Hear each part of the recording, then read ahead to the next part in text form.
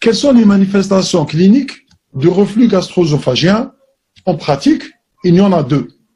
C'est le pyrosis. C'est quoi un pyrosis? C'est des brûlures rétrosternales ascendantes, volontiers aggravées par l'antéflexion. Deuxièmement, c'est les régurgitations. Une régurgitation est une remontée passive. Passive, ça veut dire sans effort de vomissement du contenu gastrique dans la bouche. C'est le patient qui va vous dire « j'ai de l'eau acide qui remonte spontanément dans la bouche » ou « j'ai des aliments qui remontent spontanément dans la bouche ». Si ça remonte avec des efforts, ça s'appellera pas régurgitation, ça s'appellera vomissement. Et donc, si on a un pyrosis et ou des régurgitations, on a posé le diagnostic de reflux gastro-œsophagien, et donc le diagnostic de reflux gastro-œsophagien est un diagnostic clinique posé par l'interrogatoire. Parfois, plus rarement, on a des manifestations atypiques. Ça veut dire que c'est des manifestations qui n'orientent pas forcément vers un reflux, alors qu'il peut s'agir d'un reflux. D'abord, digestive, c'est les patients qui vous disent « j'ai des brûlures au niveau de l'épigaste, mais il n'y a aucune irradiation ascendante ». Ça peut être un reflux. Pour les manifestations extradigestives, d'abord respiratoire, on a la toux, volontiers nocturne. Le patient, quand il va dormir, quand il passe en décubitus, il est réveillé par des quintes de toux. Ou bien, chez un patient qui peut avoir typiquement des crises de dyspnée expiratoire avec râle sibilant, et ça oriente vers un asthme, ou bien c'est un patient asthmatique, mais qui a des crises surtout sévères la nuit. Bien sûr, s'il y a de l'inhalation peut entraîner des infections pulmonaires à répétition. Ça, on voit ça exceptionnellement. En ce qui concerne les manifestations ORL, c'est est-ce que la pharyngite à répétition peut être liée à un reflux? Ça, j'ai mis un point d'interrogation, puisque dans la littérature, ce n'est pas tranché.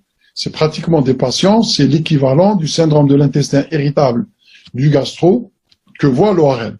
Et l'ORL, quand il ne peut pas faire grand-chose, il va réorienter vers la gastro pour dire que c'est possible que c'est un reflux, c'est plus théorique que réel. Par contre, la laryngite, quand cette laryngite est postérieure, elle n'est pas uniforme. Elle n'intéresse que la face postérieure. Quand on est en décubitus, bien sûr, le point qui stagne, ça va irriter la face postérieure du larynx. Quand il y a une inflammation limitée à la face postérieure, ça peut être en rapport avec un reflux. Pour les manifestations cardiaques, quel est le rapport? L'œsophage est un organe intrathoracique. Quand on a un reflux, il peut se déclencher dans l'œsophage ce qu'on appelle un péristaltisme secondaire. C'est quoi le péristaltisme secondaire? C'est une onde péristaltique qui va naître dans le corps de l'œsophage et qui est déclenchée par deux choses. Ça, vous avez tous, j'imagine, d'expérience. Vous avalez une grosse bouchée, ça se bloque, vous sentez un blocage, et puis hop, ça passe. Parce que quand il y a une distension, il va y avoir naissance d'une onde péristaltique secondaire qui va chasser ce qui est bloqué dans l'estomac.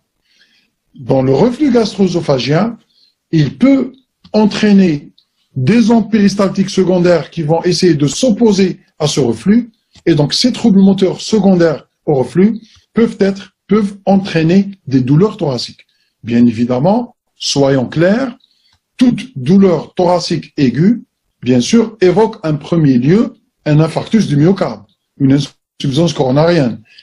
C'est le cardiologue qui va explorer de fond en comble, en dehors de l'épisode, aller jusqu'à l'épreuve d'effort et les explorations. S'il ne retrouve rien, il va orienter le patient vers le gastro-entérologue pour avis.